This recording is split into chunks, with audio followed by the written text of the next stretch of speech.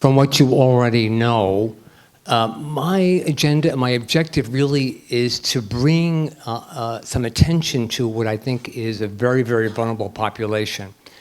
And I suspect that you already know, and I'm going to be talking primarily about the U.S. context, that in the U.S. that persons with severe mental illness and other behavioral health disorders, substance users as well, smoke at least twice the rate of the general population. Number two, they line up for, quote, smoking cessation programs at a fraction of the general population. And number three, which I'm sure you already know, that this population, which I suspect also applies around the globe, die from anywhere from 10 to 20 years earlier than general population. And of course, tobacco is likely the biggest contributor to that earlier death. So what I did, and I should also say that my colleague and I, Helen Redmond, and I want to draw some more attention to this. So those of you who might be interested, tomorrow at lunch, Saturday, we're going to have a little forum during the lunch hour for those interested in this issue, either from a policy, advocacy, service, or research perspective. Come, bring your lunch and join us. It'll be in Ballroom A tomorrow at the lunchtime. So what I decided to do, and by the way, this was funded from a previous academic affiliation at the City University of New York. Currently, I'm at UCSF in San Francisco. I decided to ask those individuals from a grounded theory qualitative approach what they thought about tobacco interventions. So let's go to the next slide. Do I do that or do you do that? Oh, I see. Okay. Oh, thank you. Okay. So I've already mentioned the rate of use as well as the rate of signing up for conventional tobacco intervention strategies. The criteria were that individuals were smoking for at least 5 years. They were continuing to smoke. They had tried to change their tobacco use pattern at least twice, and they had a serious mental illness diagnosis. The focus was, why do you smoke? What are the reasons and benefits that you get from combustible tobacco use? What were their thoughts about the public health messages, which of course are quite ubiquitous? And what have they tried, and what was their experience with what they tried? And of course, that was really, for me, the punctuation of this particular research. And what do they recommend as consumers of tobacco intervention services? What do they recommend should happen, given that they've had a variety of experiences? So the sample was a small sample, convenient sample, and it was drawn from a congregate residential housing program in the city of New York, primarily in the Lower East Side, from a variety of sites. There were 3 women, 7 men, ages from 45 to 70, exclusively Caucasian and African American. You can see the diagnoses: schizophrenia, bipolar affective, schizoaffective, post-traumatic stress disorder, and depression. This sample had used combustible tobacco from a range of 20 to 50 years. They were currently smoking cigarettes per day, up to 100 cigarettes per day. And the modal experience with trying to make some change in the tobacco use was about a half a dozen. Again, I don't think there's any new news here that what individuals told me, and primarily what I heard over and over again, was that they smoked to help with their stress or distress. A lot of people just basically said, I enjoy it. It gives me something to do. The hand-to-mouth activity is a very, very important part of this, and I think we're hearing this over and over again. Tom just talked about this, the sensory motor aspect of this particular use for all populations. And of course, a lot of the subjects, repeated in various ways. I mean, they were interested in changing, they were interested in stopping, interested in abstaining, but that, of course, contrasted and conflicted with their desire that they could not do without it. I think we hear this in various ways. People are talking about the throat hit, and I think this is an important dimension, particularly for manufacturers, particularly with this population. Almost universal, people talked about taste, that this was an important aspect of why they smoked. They like the taste, and I think there's particular implication perhaps for electronic devices. I think, and again, we'll talk a little bit later about their experience with electronic devices. Will the heat not burn device be much more acceptable by this population? I think I'm interested in seeing where that goes. This population, they have tried the same things that people try in the general population. Many of them have gone to cold turkey, smoking cessation programs. Of course, given that this population, and I should say, of course, that this population, by nature of the support services that they were given, they were a relatively impoverished, socially disconnected, multiple hospitalizations. Many of them, of course, have been incarcerated at various times. And so they've also had a number of experiences of what I call enforced abstinence, particularly being in the hospital or being in jail. And of course, some of those subjects basically told me in their own way that they were able to use that experience, that in some ironic way, they were able to get through it, usually without any kind of NRT aid. But once they got out of the hospital, the very first thing that they did was that they began smoking. One of the subjects reported that he had smoked a pack of cigarettes within 1 hour once he got out of prison. Cutting down, food becomes a big substitute, postponing the first cigarette.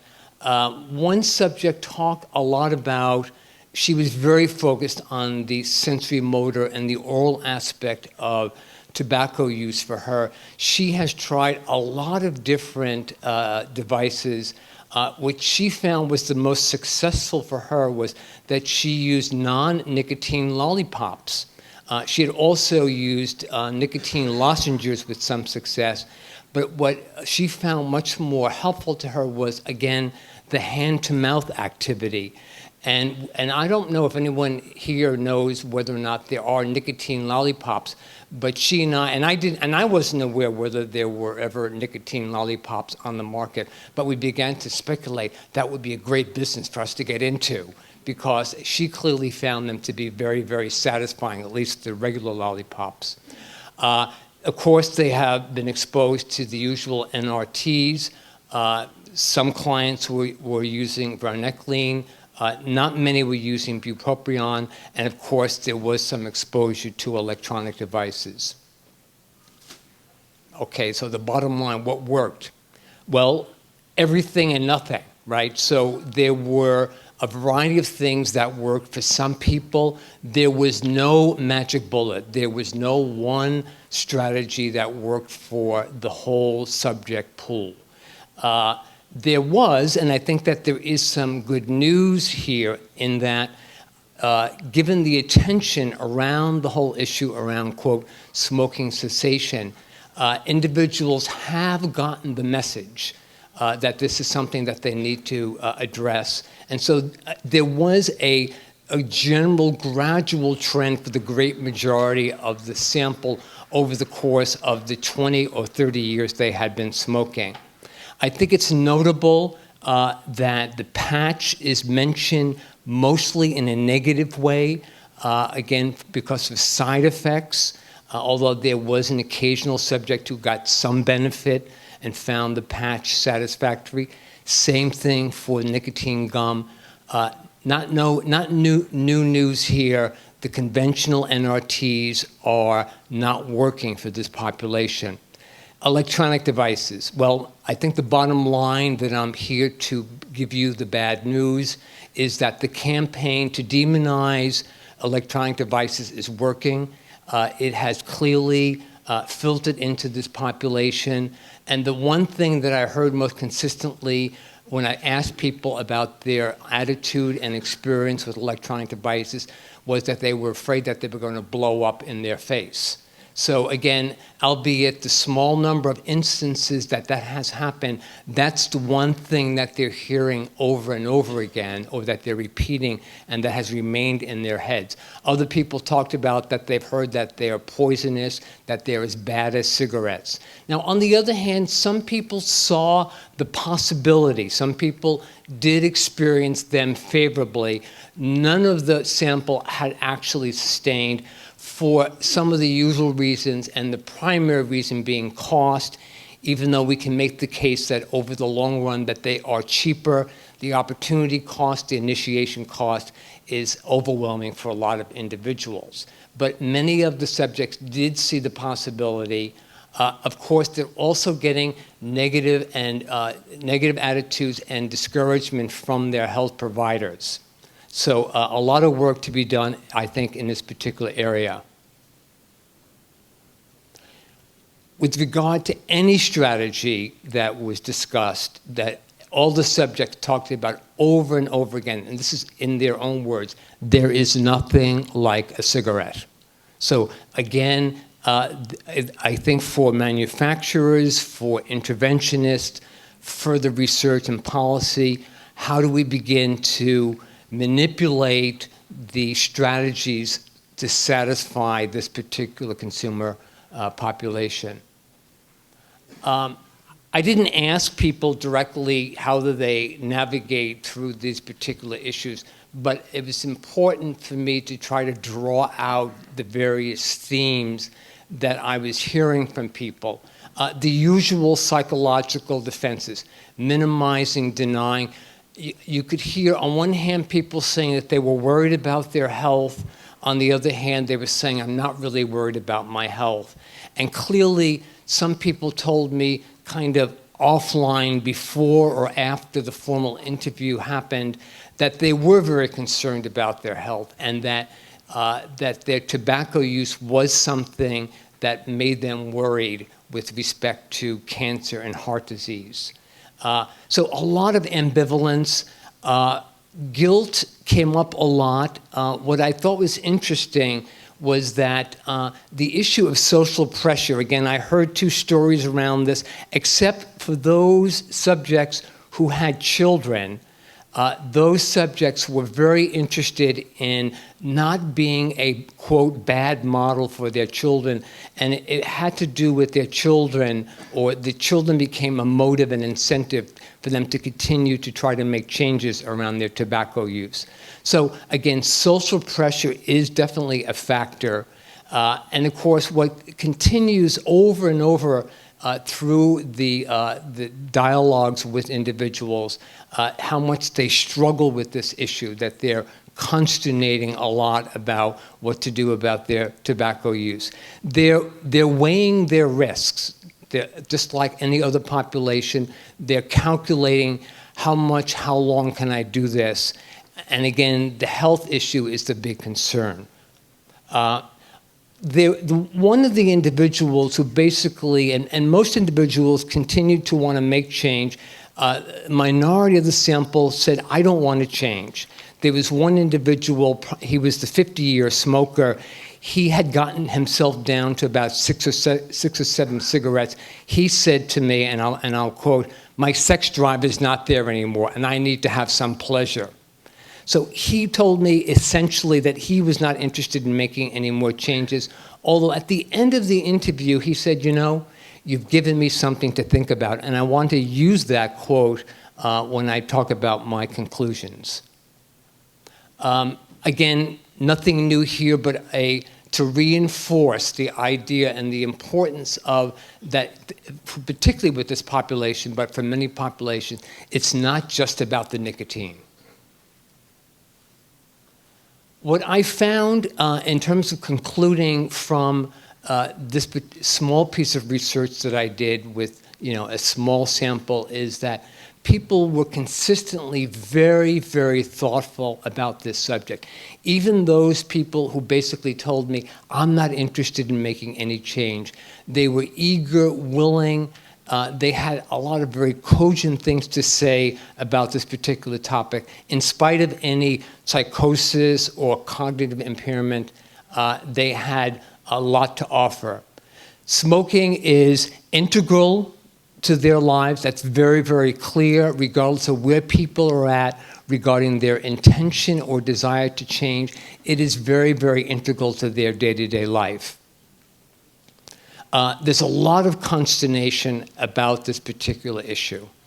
One thing that's not on this list here is that the whole issue of something to do was an important aspect of people's tobacco use, both with respect while they were smoking, but also when they moved away from smoking. What am I going to do? So again, I think it also has to do with the larger context of people's lives, but not to mention the hand-to-mouth sensory-motor aspect of their use. The one area that I didn't ask directly, and so there's a certain implication here, a certain interpretation, is that by and large, I got the sense that people in relationship to their providers who might bring up in a casual or superficial way, you need to stop smoking, here's some gum or here's some patch, go forth and take care of it and do it on your own. And the thing that I am impressed with in terms of what we need to look at is from a harm reduction perspective, that this is probably a population that's going to need a lot of hand-holding, a lot of emotional support, a lot of sticking with them in a way that is non-threatening, requires no change, but allows the individual to have a variety of strategies to a long period of time to continue to help them move away from combustible tobacco. Thank you very much.